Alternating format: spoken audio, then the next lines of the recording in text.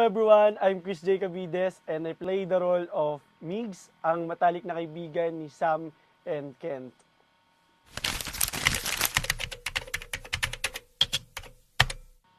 Siguro kaibahan nung role ko ngayon sa mga nagdaang series, yung same lang kay role ni Eds, which is kalmado ka lang, tagapayo ka lang ng mga kaibigan mo, which is Sam and Kent, who play of Neil and Axel. Yeah, hindi na kontrabida.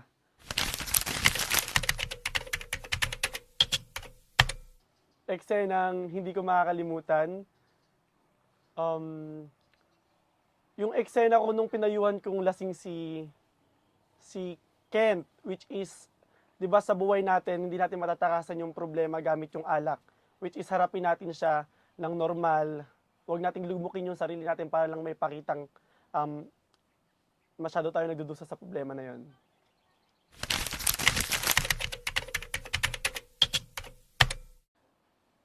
If I have a chance, siguro yung role ni Axel, Sam, kasi yung role niya sobrang mapang-unawa, tapos napaka mapagmahal sa partner niya kahit na grabe yung pagkukulang na hindi napupunan ni Kent. And now guys, I just want you to invite to watch our new series, Hunted Desires.